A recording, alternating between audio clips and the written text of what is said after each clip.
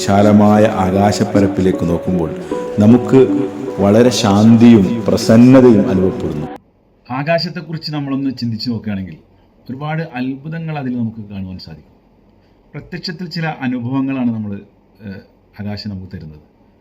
അതായത് നമുക്ക് എന്തെങ്കിലും പ്രയാസങ്ങളുണ്ടെങ്കിൽ ആ പ്രയാസ സന്ദർഭത്തിൽ നമ്മൾ ഒഴിഞ്ഞ സ്ഥലത്ത് പോയി മാനത്തേക്ക് കണ്ണു നട്ടിരുന്നു കഴിഞ്ഞാൽ അത് നമ്മുടെ മനസ്സിൻ്റെ എല്ലാ പ്രയാസങ്ങളും ദൂരീകരിച്ച് തരും. അപ്പോൾ ആകാശത്ത് സമാധാനമാണ് നിലനിൽക്കുന്നത്. നീലാകാശം എന്ന് പറഞ്ഞു കഴിഞ്ഞാൽ അതൊരു സമാധാനത്തിൻ്റെ വലിയൊരു ചിഹ്നമായിട്ടാണ് കാണപ്പെടുന്നത്.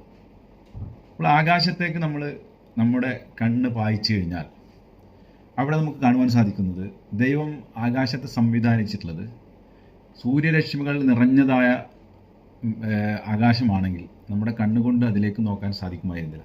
എന്നാൽ വളരെ സുന്ദരമായിക്കൊണ്ട് നമ്മുടെ കണ്ണിന് സൗകര്യപ്രദമായ രീതിയിൽ, കാഴ്ചക്ക് സൗകര്യപ്രദമായ രീതിയിൽ ദൈവം തമ്പുരാൻ ആകാശത്തെ സംവിധാനിച്ചിട്ടുണ്ട്.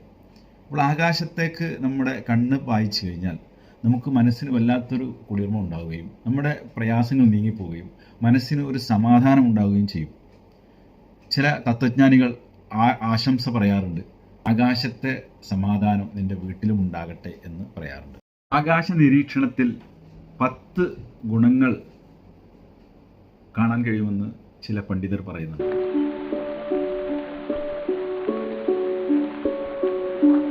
മനോവിഷമം ലഘൂകരിക്കപ്പെടും, ശങ്കകൾ കുറയും, ഭീതി ഇല്ലാതാകും, ദൈവസ്മരണ ഉണരും, ദൈവത്തോടുള്ള വണക്കം വർദ്ധിക്കും, അധമ വിചാരങ്ങൾ അപ്രത്യക്ഷമാകും, വിഭ്രാന്തി ഇല്ലാതാകും, കമിതാക്കൾക്ക് നല്ല ശാന്തി ലഭിക്കും, സ്നേഹിതന്മാർ പരസ്പരം ഇണങ്ങും, എല്ലാറ്റിനും പുറമെ പ്രാർത്ഥിക്കുന്നവർ അവരുടെ മുഖം തിരിക്കുന്നത് ആകാശത്തേക്കാണ്.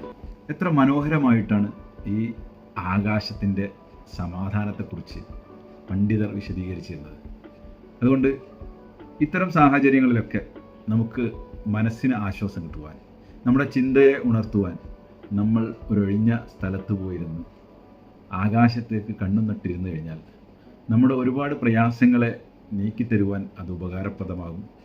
അത് നമ്മുടെ ചിന്തയെ വളർത്തുവാനും വളരെ ഉപകാരപ്പെടുന്ന കാര്യമാണ്. ആ അർത്ഥത്തിൽ നമ്മൾ ഉപയോഗപ്പെടുത്താൻ ശ്രമിക്കുക.